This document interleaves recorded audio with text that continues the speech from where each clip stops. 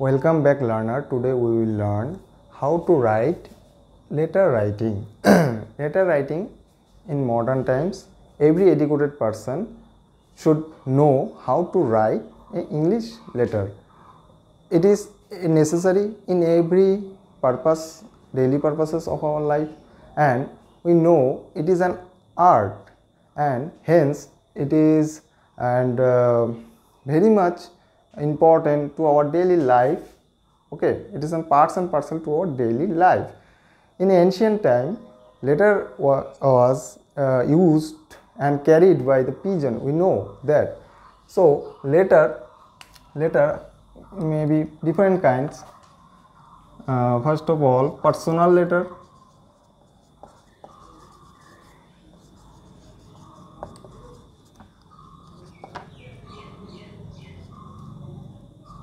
Official letter.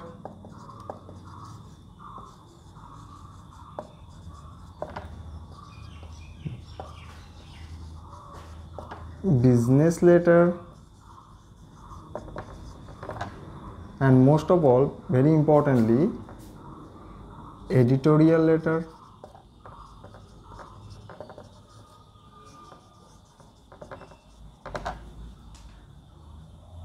And any complaint and any complaint related letter.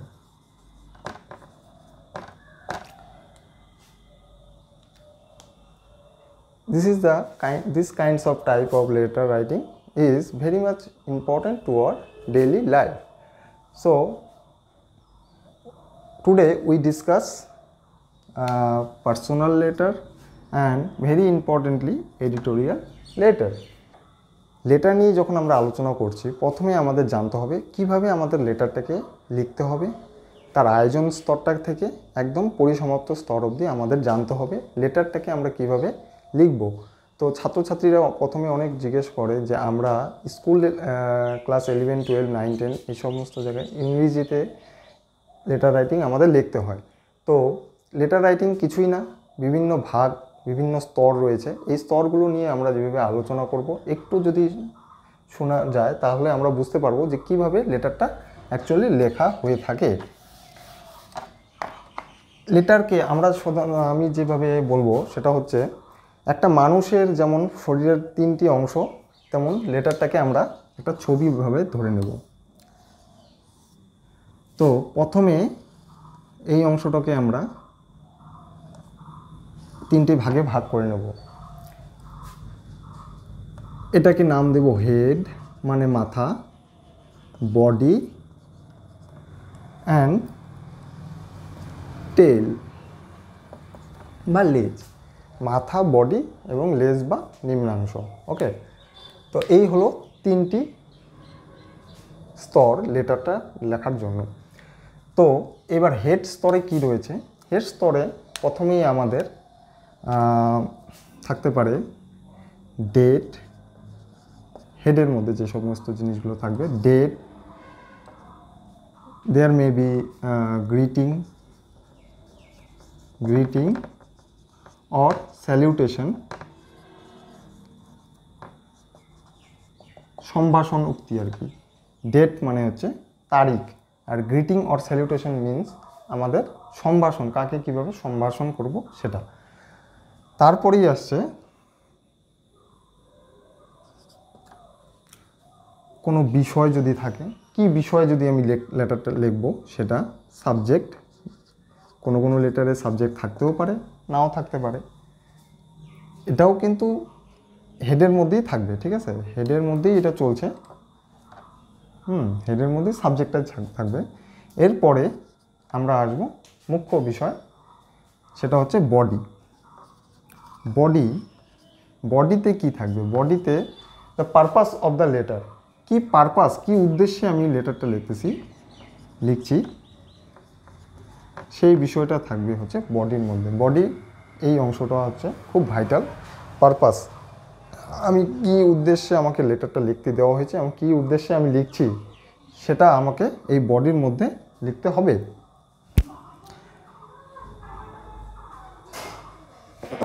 এবং শেষে থাকবে টেল বা নিম্নাংশ যেটা বললাম সেটাতে থাকবে হচ্ছে সিগনেচার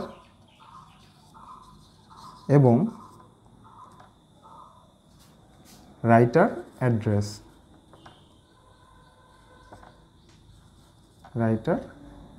অ্যাড্রেস। এই তিনটি মুখ্য বিষয়ের উপর সাধারণত লেটারটা রাইটিং করা হয়ে থাকে। এই তিনটে জিনিসকে অবশ্যই পত্র লেখকের মাথায় অবশ্যই রাখতে হবে। এই তিনটে বিষয়ের উপরেই কিন্তু পরীক্ষা যখন বিভাজনে মূল্যায়ন হয় তখন মাস্টারমশাইরা দেখে থাকে যে এই তিনটে বিষয়কে তারা টাচ করেছে কিনা। এই তিনটি বিষয়ের মধ্যে যে তারা ন্যূনতম টাচ করে যায় তাহলে তারা স্বভাবতই, আমরা জানি সাধারণত 10 নাম্বার ন্যূনতম ধার্য থাকে এই লেটার রাইটিংয়ের ক্ষেত্রে। আমার মনে হয় এই তিনটে বিষয়ের মধ্যে তারা যদি কোনোরকমভাবে আমি যেভাবে বলছি তারা যদি কোনোরকম টাচ করেও আসে, তারা এই 10-এর মধ্যে নাম্বার বিভাজনটাও আমি বলে দিচ্ছি কীভাবে হয়তো থাকবে।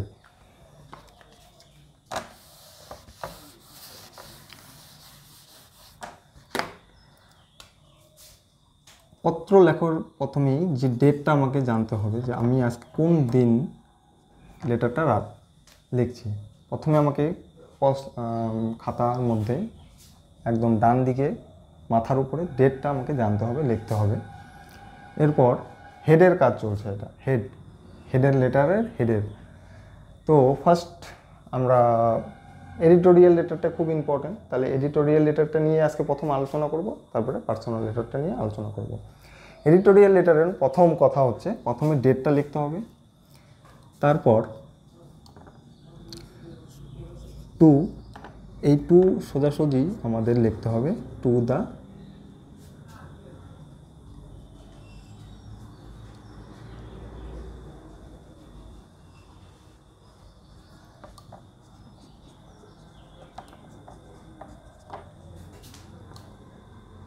একটা টু দ্য এডিটর লিখতে হবে। তারপরে আমরা তার নিচেই একদম লিখব একটা নামই, একটা পত্রিকার নাম।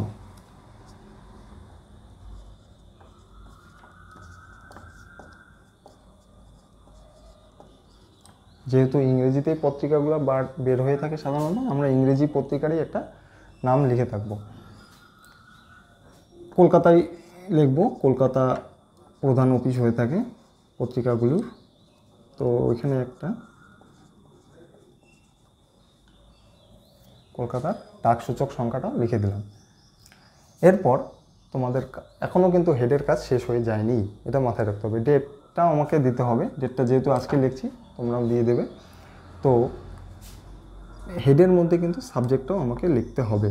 সাবজেক্ট যদি তোমরা সাব লেখো, অথবা সাবজেক্ট আমি বলবো সাবজেক্ট পুরো কথাটাই লিখবে। সাবজেক্ট বিষয় কি, সাবজেক্ট বিষয়টা লিখতে হবে আমাকে। সাপোজ আমি লিখব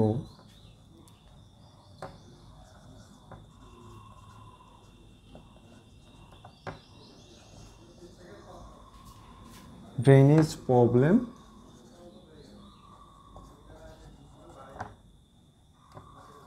ইন আওয়ার লোকালিটি। এখানে যদি জায়গা না থাকে তোমরা অবশ্যই নিচে লিখতে পারো।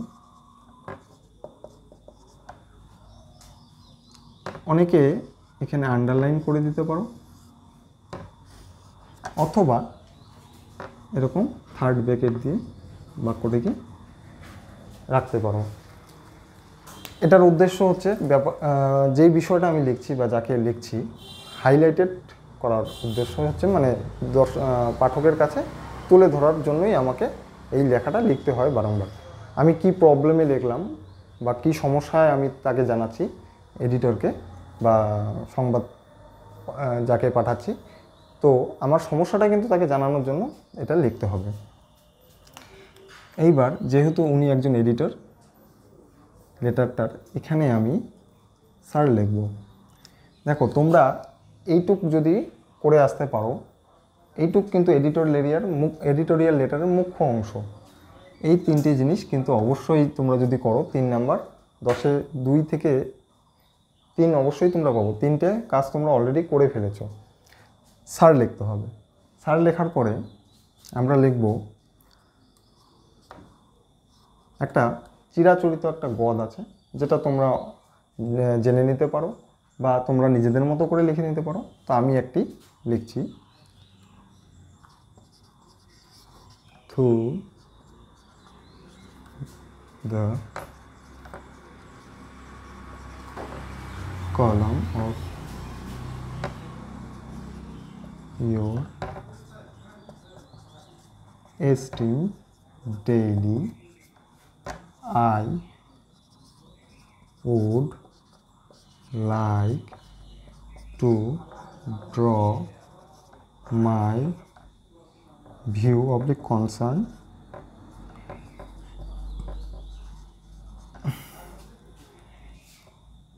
about the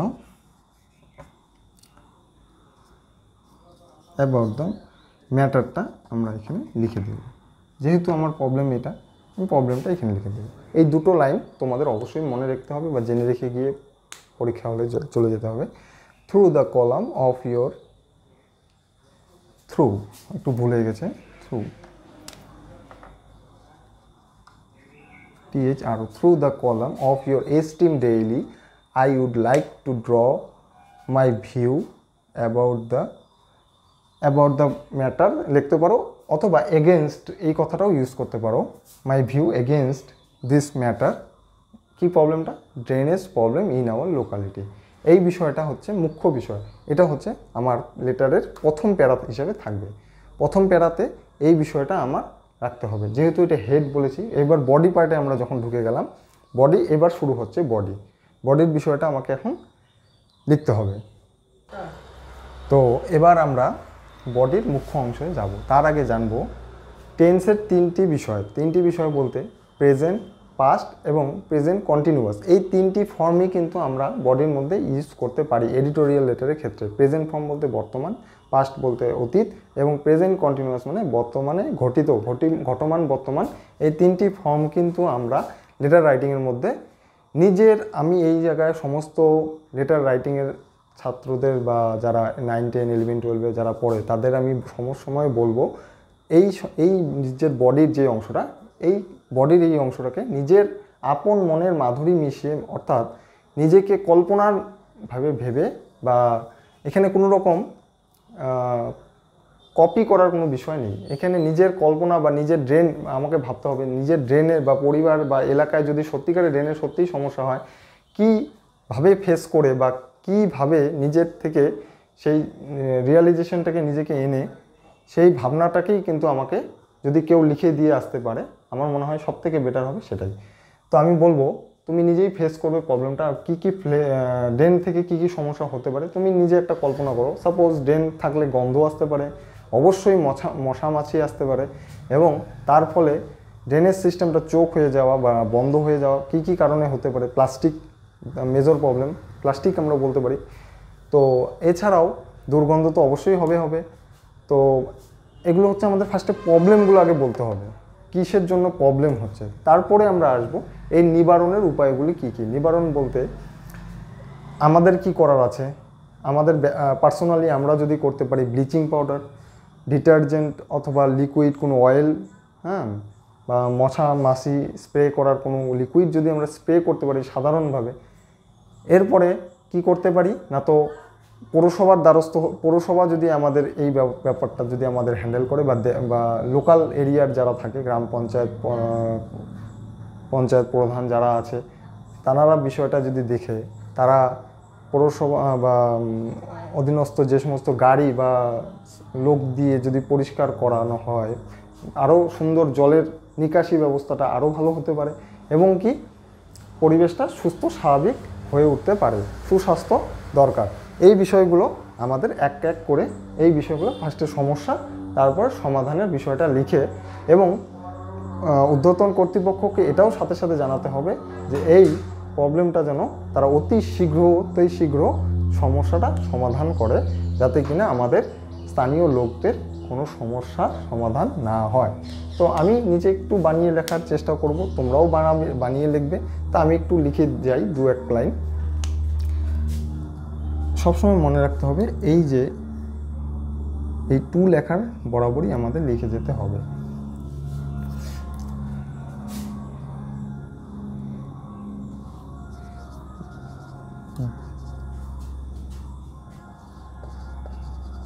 due to some due to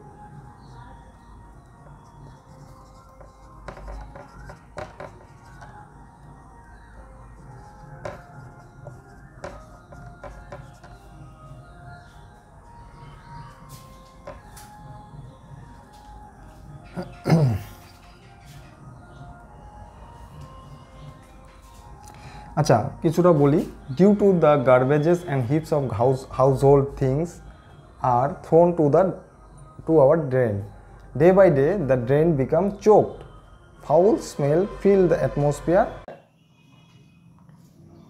এটুকু লেখা বোঝা গেল due to the garbage and heaps of household things are thrown to our drain day by day the drain become choked foul smell fill the atmosphere মানে দুর্গন্ধে বাতাবরণটা নষ্ট হয়ে গিয়েছে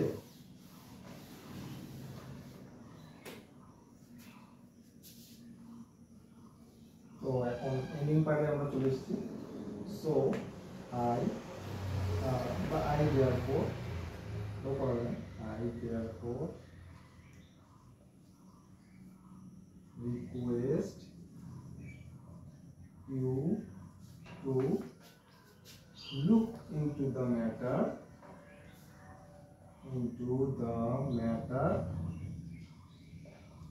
and take some necessary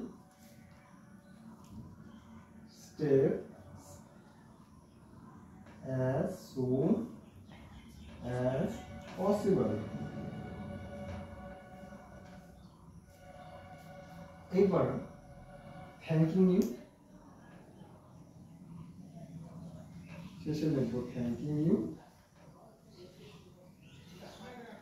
আর এসে জায়গাটা জায়গা নিয়ে গেলাম একটু নিচে লিখে দিচ্ছি এবার লিখতে পারবো আমরা